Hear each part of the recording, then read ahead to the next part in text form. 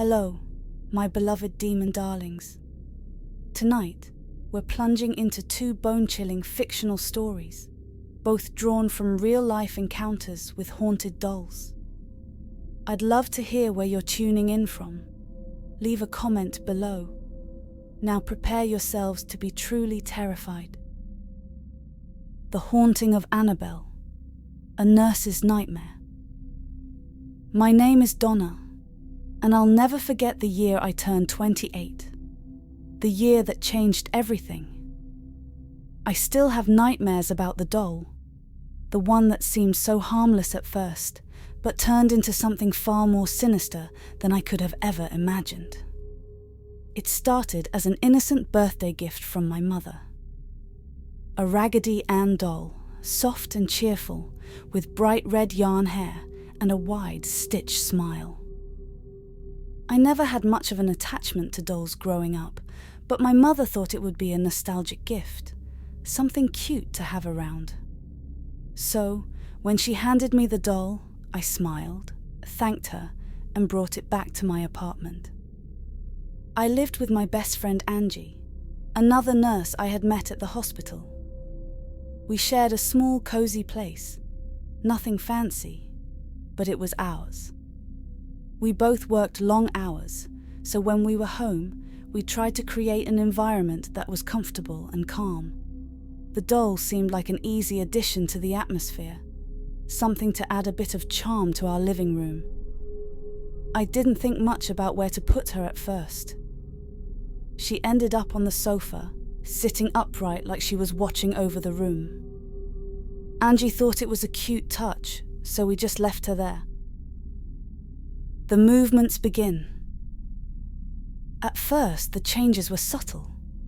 I would come home from a long shift, exhausted, and find the doll in a slightly different position. I didn't really think about it. After all, Angie could have moved her, or maybe I had absent-mindedly placed her somewhere else. But soon, it became impossible to ignore. One day, I left the doll sitting on the couch before heading to work, just like every other day. When I returned, the door to my bedroom was shut. Odd, because I rarely closed it. I pushed the door open, and there, sitting on my bed, was Annabelle. I froze, confused. I was sure I hadn't left her there. Angie wasn't home and no one else had a key to the apartment. Still, I convinced myself it was nothing. Maybe I had moved her and forgotten. Maybe Angie was messing with me. But deep down, a knot began to form in my stomach. Something about it just felt wrong. Over the next few days, it got worse. No matter where I left Annabelle, I would find her in my room. Once, I came home to find her standing. Yes, standing against the wall in the hallway, her button eyes staring directly at me. My breath caught in my throat, and I quickly grabbed her, tossing her back onto the sofa like I could somehow reset whatever strange energy had brought her there. I told Angie about it that night. She laughed it off at first, but when I showed her what had been happening, she grew serious. She hadn't touched the doll either. We both agreed it was creepy, but we were two rational women, trained in medicine and science. A doll moving on its own wasn't possible. The notes and the fear.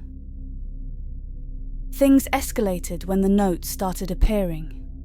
One evening, Angie and I returned from a night out with some friends to find a small piece of parchment paper lying on the coffee table. Scrawled in messy handwriting were the words, "Help me." Angie held it up, her face paling as she turned to me. "Donna, where did you get this?" she asked, her voice trembling. I shook my head, utterly bewildered. I didn't. I've never seen this paper before. That was the truth. Neither of us kept parchment paper in the house. We used regular notebooks for work, but this paper, old, yellowed, was something else entirely. We checked every drawer, every cabinet, but found nothing that could explain it. After that, the notes appeared more frequently. Help us. Help me. The messages were always the same, always written on the same strange paper.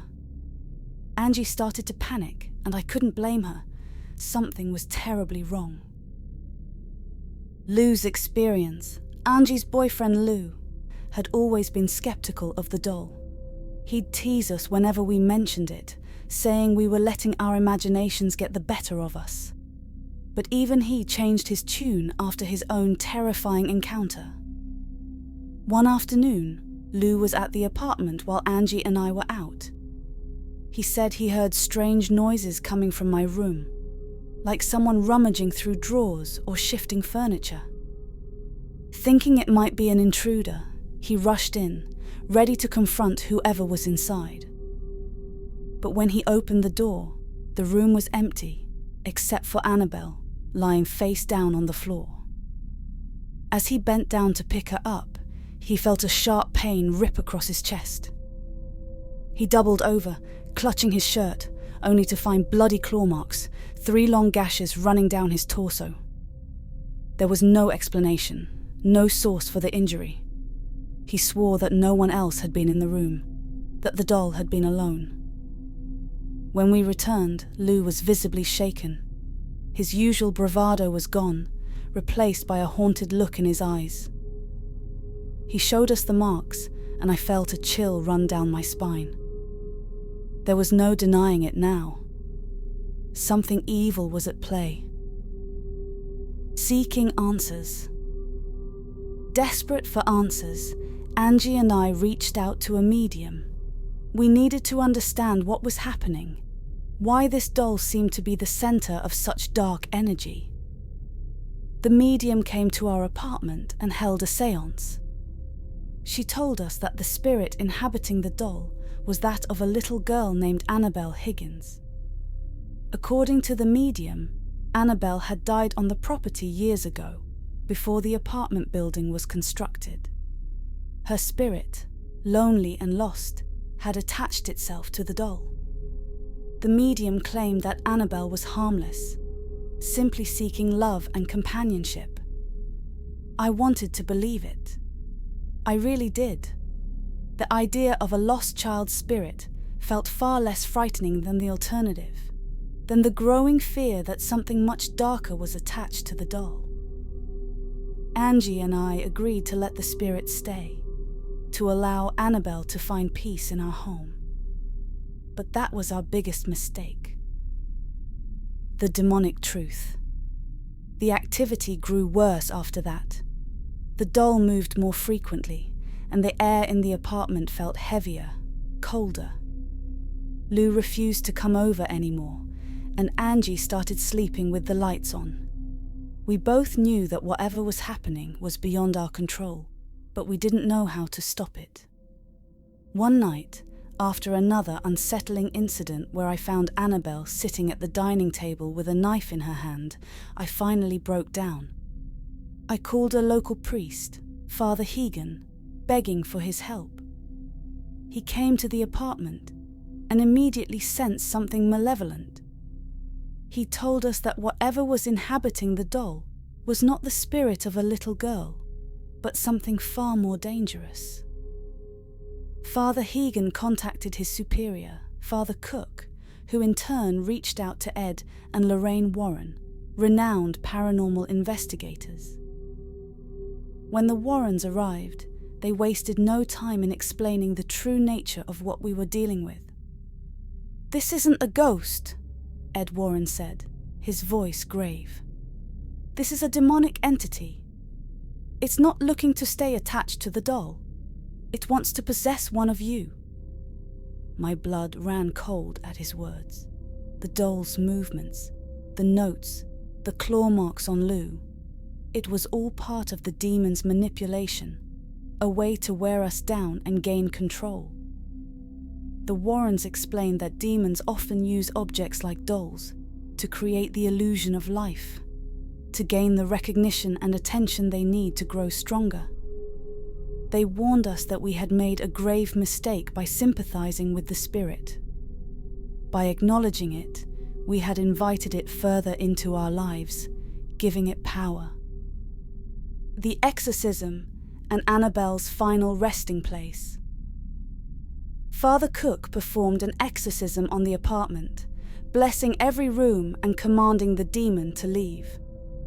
It was a long, tense process, but eventually the air felt lighter, as if a dark cloud had lifted from the space. The Warrens took Annabelle with them, locking her inside a special case in their occult museum in Monroe, Connecticut. They assured us that she would no longer be able to harm anyone from inside the case, but they also warned us never to underestimate the power of what had been living inside the doll. Even now, years later, people still talk about Annabelle. Visitors to the Warrens Museum have reported strange occurrences, cameras malfunctioning, sudden cold drafts, and an overwhelming sense of dread when standing near the doll's case. Some say Annabelle's influence still lingers, that her curse isn't entirely contained. I don't know if I believe that, but what I do know is this: I will never forget the fear that Annabelle brought into my life. The nights I spent lying awake, waiting for her to move, to whisper, to do something far worse. Sometimes, late at night, I still hear the faint rustle of fabric, and in the shadows, I see the outline of a doll's figure, just watching. The Haunting of Robert the Doll, a first-hand account from Eugene Jean Otto. When I first laid eyes on Robert, I couldn't have imagined the terror that would unfold. To the world, Robert the Doll may seem like an innocent, weathered figure, but to me, he was something far more sinister. I was just a young boy when I received him, a gift that would shape the rest of my life in ways I could never escape. Now, as I write this, my final testament, I feel compelled to tell the truth about Robert. The beginning.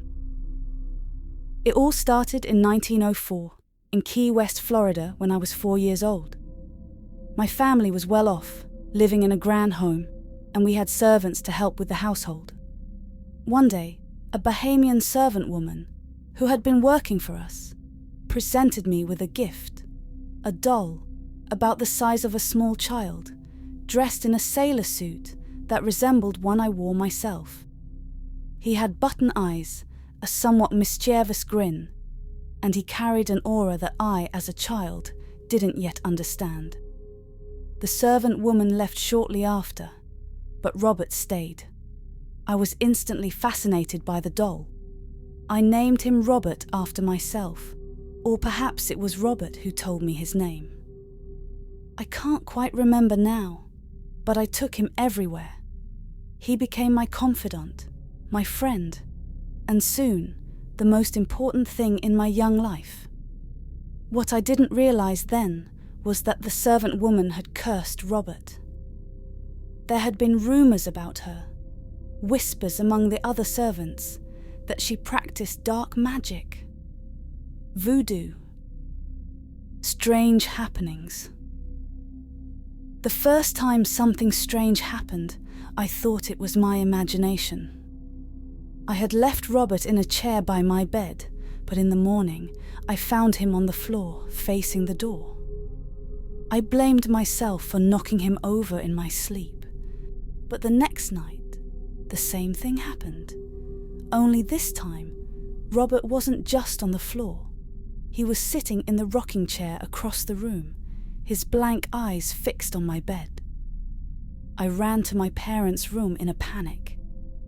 They dismissed it as a bad dream, but I knew something was wrong. Over the following days, the incidents escalated. I would hear faint giggles when I was alone in my room, and toys would move from one side of the room to the other when no one else was there. My parents thought I was causing the trouble, and I was constantly scolded for breaking things or making a mess.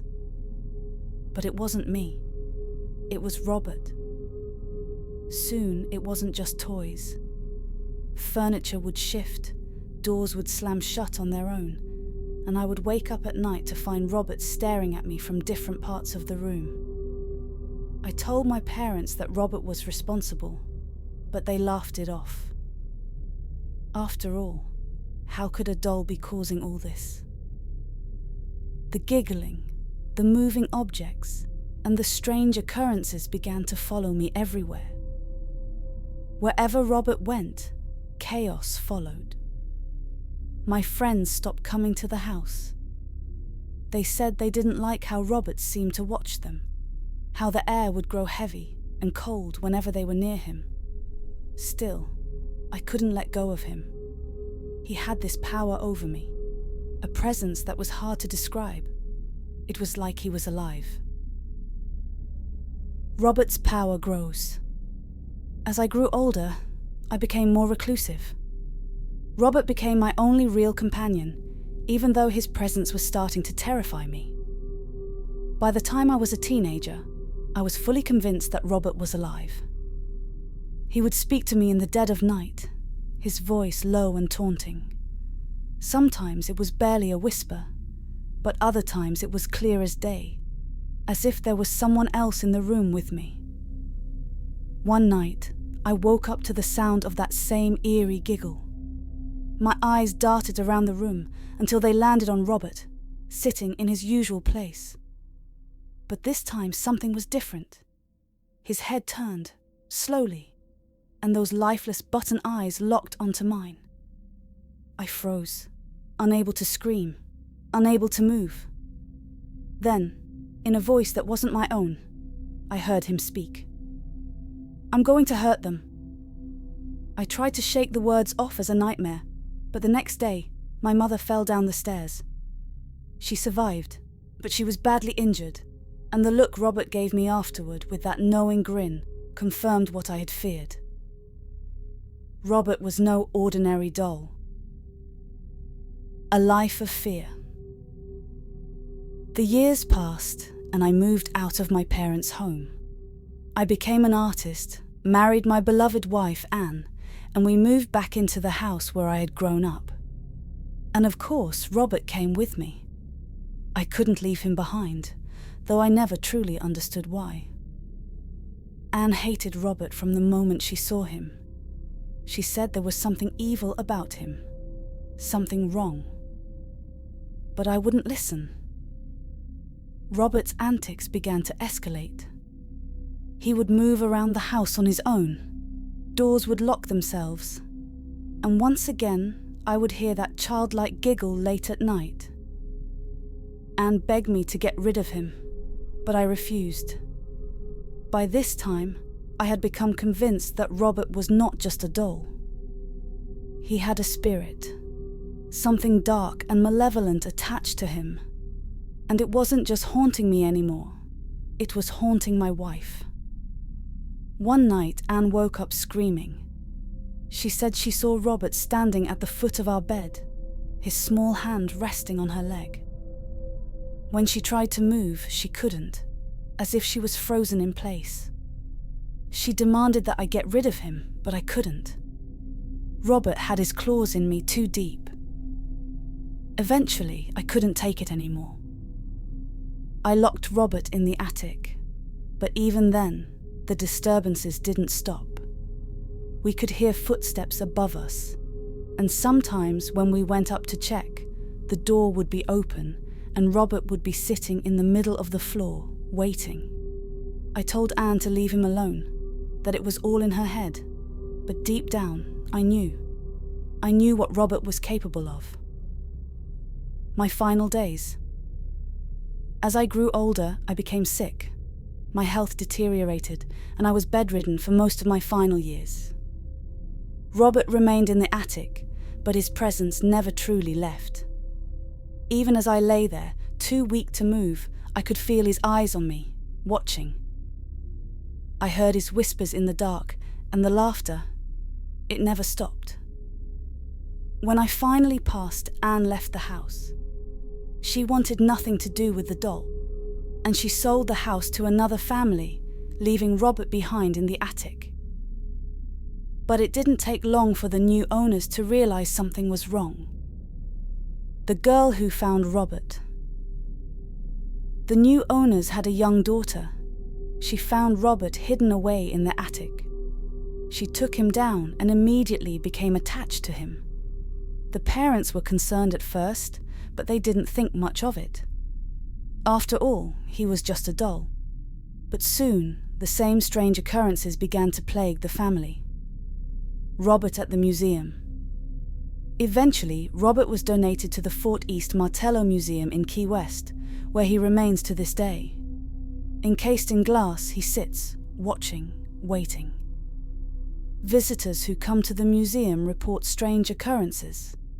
Cameras malfunction, electronic devices shut down, and many claim to hear the faint sound of giggling echoing through the halls. Some say Robert's curse still lingers, that if you take a picture of him without asking for his permission, you'll be plagued with bad luck. Letters from visitors line the walls of the museum, all addressed to Robert, apologizing for their disrespect and begging for forgiveness. To this day, Robert remains a mystery. Was he truly cursed by the servant woman all those years ago? Or is he something far worse? Something that feeds on fear and thrives in the shadows? I am no longer of this world, but Robert still is.